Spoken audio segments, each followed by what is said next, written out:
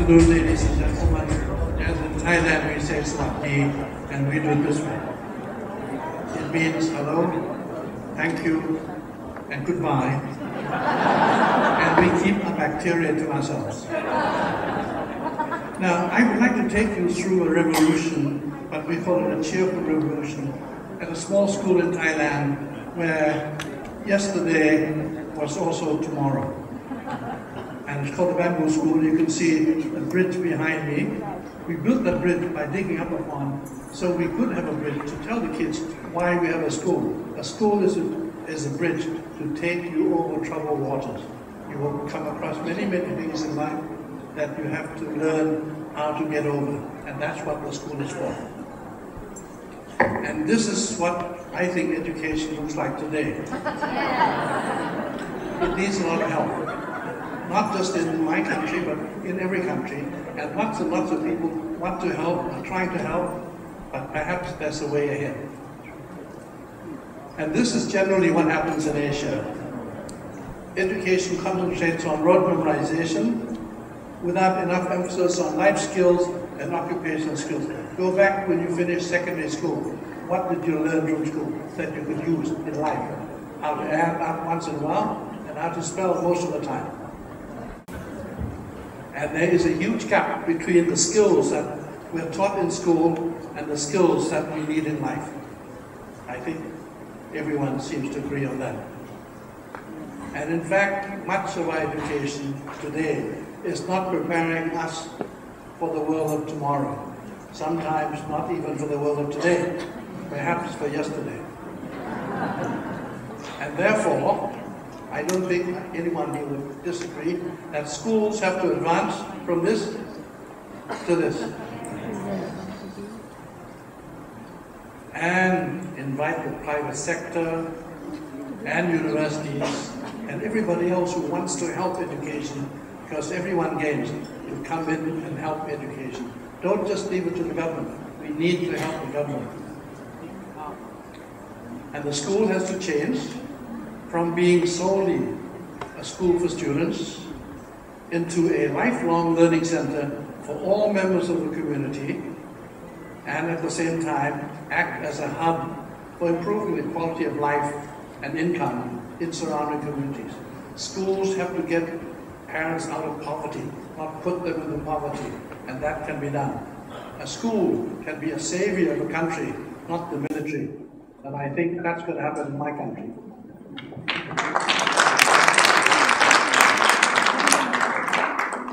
And schools have to be a place where students learn life skills and occupational skills, not only academic affairs.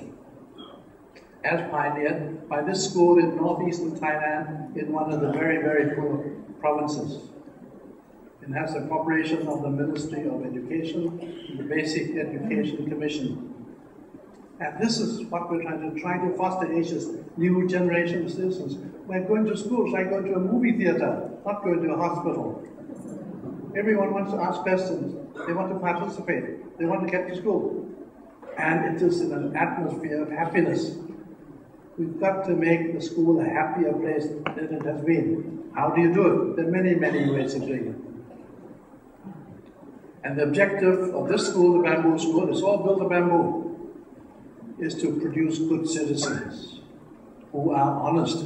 We have enough crooked people in Asia already. Don't need to create anymore. We want to create people who are honest and willing to share. And you've got to learn how to share when you're young. Too late to learn at university. We need to teach young kids how to share. They must possess life skills and occupational skills, know how to manage, and never give up. They must have grit, and must be social entrepreneurs and community development leaders. If you do business, you have to share. If ever they become dean or business school, they must change it from School of Business Administration to become School of Business Administration and Philanthropy. And of course, we must not only promote, but practice gender equality and equality of all things, not just gender. And students in this place help to manage the school. When I went to school, I didn't have anything to do with managing the school. I was just a kid. I just did what I was told. So this one is organized by the student government. And that's the meeting of the student government. Nothing happens in the school, without going through the student government. Without going through the student government. Think of it. What have you like? Nothing. Here's an example. Briefing the Deputy Prime Minister. The students do it. They're sitting inside this bamboo geodesic dome. It's the world's largest bamboo geodesic dome. And taking the Deputy Prime Minister around the school, explaining to visitors. We get about 1,200 visitors each month, so the kids have to do this as learning how to manage. And this is a group that go into the market every month to check on the quality of food by the supplier and continue or cancel the contract. They do this at 4:30 in the morning. It's a morning school, secondary school, and here's buying slide projectors, ice cream machine, buying vehicles. They bought 5 vehicles at one time. We were given money by IKEA to go and help 50 schools. We need vehicles to get there. And so they went to the web to Toyota, Nissan, Isuzu, and took a look, and then after sales service, and then they went to the companies driven by the teachers, and once they decided on which company, they went to see the chairman to ask for a special price. And if you want to be a student in this school, you have to be interviewed and selected by students, not by teachers. The students know what they want, whom they want, to carry on the good job that they've been doing in the school. So they're very good at selecting. And the way they ask questions, that they must be as accurate as possible, because they want to get the best possible answer back so they can decide and be accurate about their decision. They also interview parents. If you want to be a teacher at the school, you get a written exam by the students, then an oral exam by the students, and then you have to show how to teach. And here's a teacher trying to teach physics, so the kids have their books in front of them and say, please explain about Newton's law or whatever. And then if you can teach, you get a 3-month contract, and if you pass it by that, then you become staff. It's all selected by the students. You can buy your shoes, your earrings, your watches. They're important. But one of the most important things in your life will teach you. You have absolutely no say over it. The world has to change. People have to have a say in their future. And this is what is missing. You're talking about intelligence that we need. This is what we have to do, to be able to think outside the box, but within the law.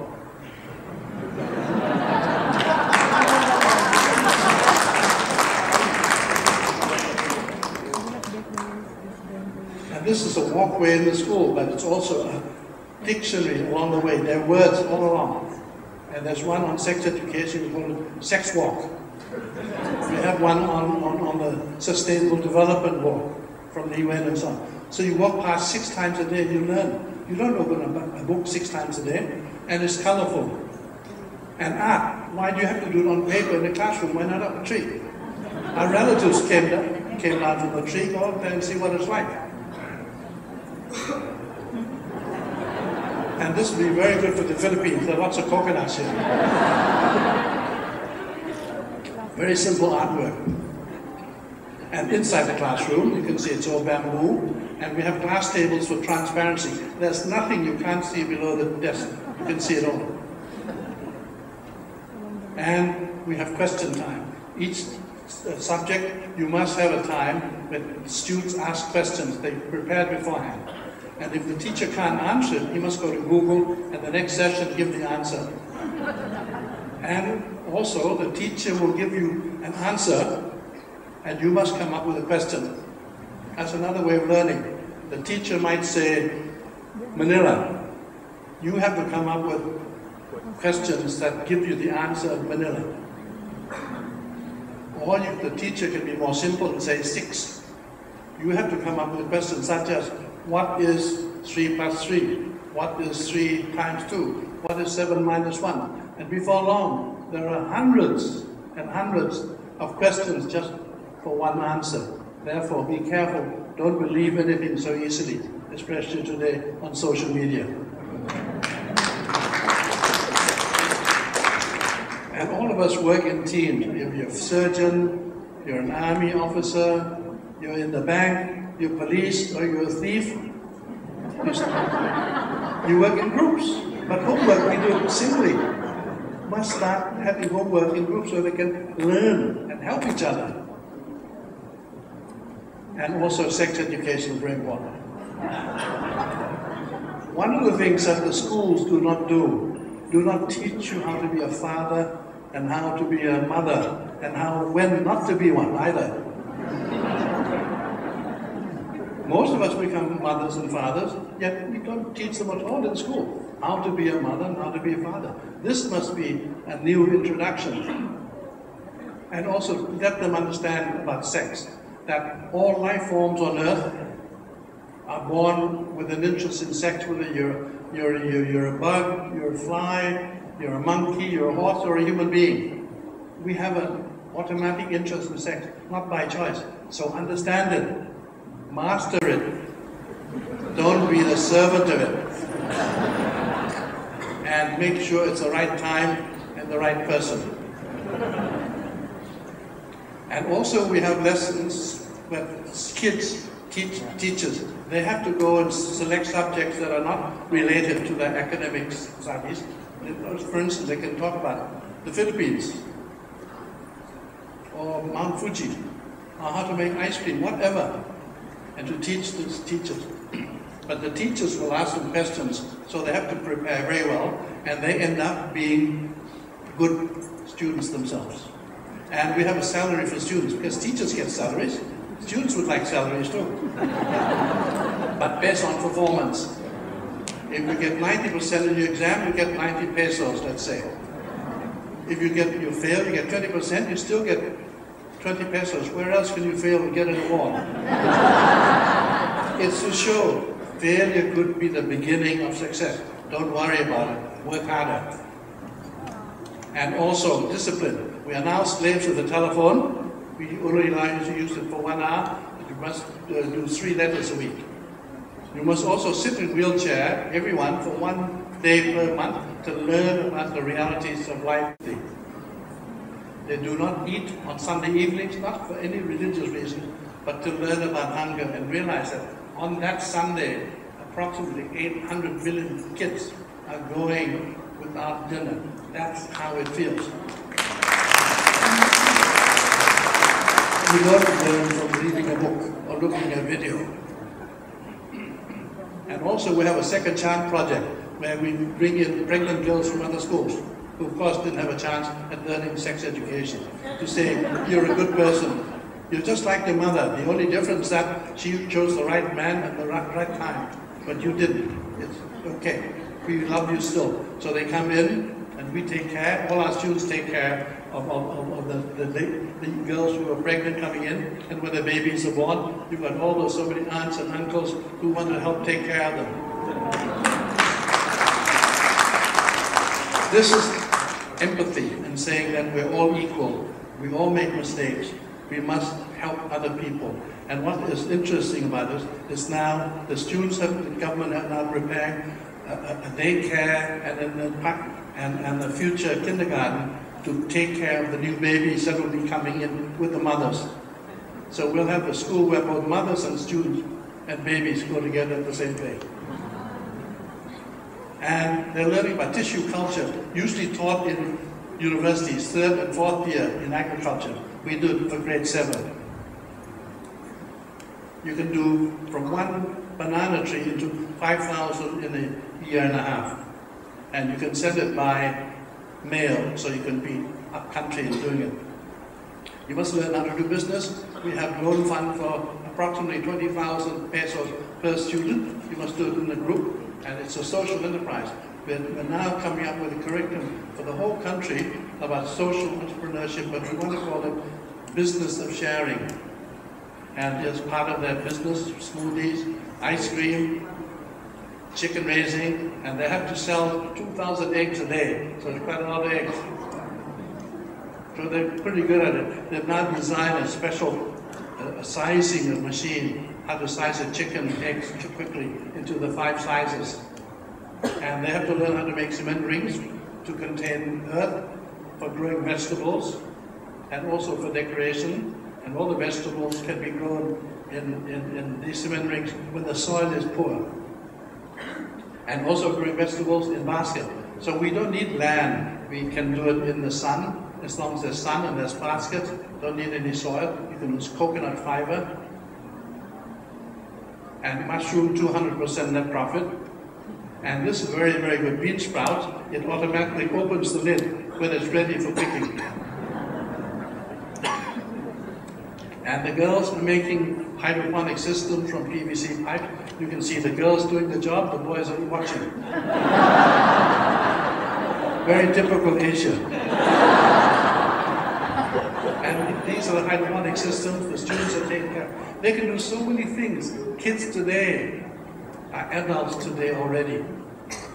We must give them more responsibility, more choices. And so many subjects at universities should be brought down to the level of secondary school. And you can use bamboo to reduce costs for hydroponic systems. And from wheelchair in the classroom, now they have wheelchair vegetables because they said people in wheelchairs also can grow vegetables. So they started coming up with the idea, designed from grade 11. This is not from any teacher. FAO doesn't do it. Universities and agriculture don't do it. And none of the universities do it. And so now, this is now a training ground for children in wheelchairs in government schools. And so now they're being taught how to be entrepreneurs. We want to teach people who are in wheelchairs to also contribute, to show that you are quite superior. And also, we give them jobs during holiday times to earn money, to earn experience. Education through working. Some grade 8 upwards, they get a job, they earn about $10 a day. And so when you want to be in the hotel business, restaurants, own a shop, the mushroom business, Shell gas stations, IKEA, Microsoft, you name it. And school fees are paid by students and parents in equal proportion, 50% each. So together must do 500 hours of community service and plant 500 trees. This school is where goodwill and labor is as good as cash. And this is one of the things they do. They go to their own communities and get adults and children to come out and say, let's take care of our own community. Make sure it's a zero waste area and clean, and go to help elderly people. And teaching elderly people also at the school how to grow vegetables in baskets, and other children also. So it's a lifelong learning center for everyone, not just those at our school. And also they're now going out to teach elderly people, especially women, how to make paper from vegetables and fruit peel. So that's happening without any chemicals in it altogether. And going out on diet, on teaching of correct food for people, especially with diabetes and hypertension. They've been trained how to do this, to explain. And they also recruit doctors to go with them, to go and help elderly people who do not visit the hospital. And every Saturday, they cook food and they take it to the local hospital, different local hospitals every Saturday, to give them food, talk to them, and play music, play the ukulele. Again, it's empathy, getting to realize that there's so many people to whom you can give joy, and you will enjoy yourself doing this too. And also helping other kids with music. They give them food, but nobody gives them joy, so we want to give them some joy. Learn how to play the ukulele. And these are young kids who are in wheelchairs, and these kids grow up to be good, decent citizens for tomorrow. And every Wednesday they go out to the schools, 10 primary schools, and they teach. They also teach sex education to primary school kids. They ask them, when were you born? And they say January, and they say, when were you made? They have to go back 9 months. And then help to establish a garden. We have funding from the private sector, from IKEA and Shell, to help 50 schools a year to get the farms going. Again, growing vegetables in laundry baskets. The kids make money. And these are the 50 schools we do. We help to establish a social enterprise for the school. And it's called School and Student-Based Integrated Rural Development. And the community must come in, they get training, they help with the farm. And where the land is bad, we grow it in cement rings and artwork, this on stone. in the south of Thailand using wicker baskets. And in an area with some flooding, use old nests. And harvest time, kids make money. Businesses. And this is a group of 7 grade 4 kids who borrowed 20,000 pesos to raise chicken, and then that's their eggs. They've designed the packaging themselves. And now helping agriculture, vegetable growing for kids in wheelchairs. And also for the blind. They've come to us, could you help? So we send our kids, now they've taught some schools now for the blind to grow vegetables. So they can now grow vegetables when they go home. And the braille on the side will tell you what sort of vegetable it is. And then this is what the UN said about the school. And we're very delighted, very honored. I hope they don't change their mind too soon. And then the Prime Minister has asked us to use the Bamboo School method to go into 100 schools this year, where the private sector will help to operate government schools. And the private sector will put in some money, and you can deduct it twice. And I believe this approach must be done right around the world, where the private sector will come in and not charge any money, but do it as part of their CSR. And I'm 47 seconds over time. Thank you for listening. Thank you very much, Khun Mechai.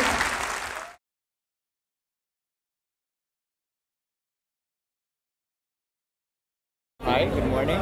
Just to start us off, if you could introduce yourself, what you do. My name is Mechai Viravaidya. I'm from Thailand. I'm a sort of a social engineer. I've been doing it for the last 50 years, trying to make changes, and I've been making major changes in population growth, in HIV, in poverty eradication, in social entrepreneurship, and now in education. Okay.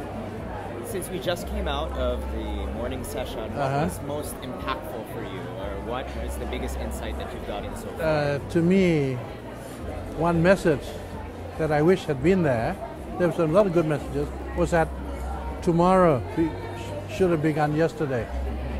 So tomorrow should have begun yesterday. What has you say that, especially with your work in population and education? In many, many things, we leave it until it's too late. We think government can solve problems, but government cannot. Government can help, but we have to introduce change from the outside. And that is the whole issue. Education must change from what it is today, very dull. It does not really teach you anything except how to read and write. It doesn't teach you really how to think, how to be creative. It doesn't give you tech skills in life and occupational. So occupational skills, life skills are very, very important. And we're not taught to share. We're taught to basically to help ourselves and to some extent be greedy. And for those who have and they don't start giving, it's not going to change the world very much. So we just start introducing change to kids when they're very young, in particular about sharing. Considering what you just said, do you think is the future going to be bleak or bright from where we're standing right now? Well, we are now standing at a position whereby it's almost too late in many, many areas. Look at the climate change. Look at the leadership in the world. It's talking and saying about it. So obviously we've not been very convincing. We have to educate people when they're very, very young. Don't leave it until it's too late. Start young. If we really go to the young, it might be in time, but I'm not that optimistic.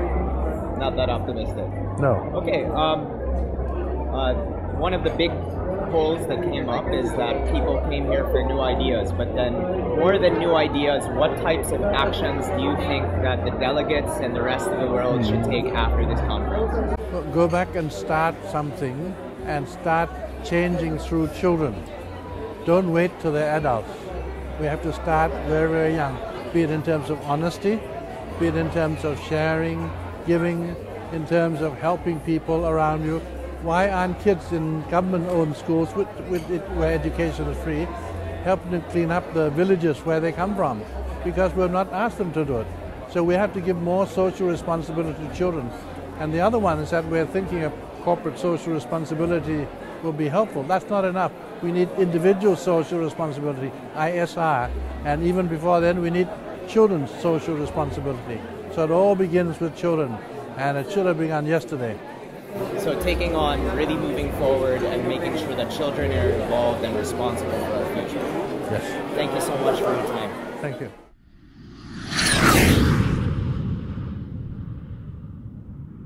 Education is not only for kids, and learning is also not only for for children. Education and learning also apply on our daily life and in our future as well. So I think if we have that mentality, it doesn't start particularly at some point, it never ends. I think my message is not to so much focus on the specific field, but try to learn the skill to learn. You know, we are now in an era that's fast changing. We don't know what's going to be hot in 5 years, what's going to be hot in 10 years, but if we have the ability to learn and adapt, we will definitely thrive and survive. It's a real possibility that jobs will become obsolete, but at that point, what do you end up doing? You know, you do need to be able to re-educate yourself, you need to be able to relearn or learn new skills that you don't have today, just so that you don't become irrelevant in the future.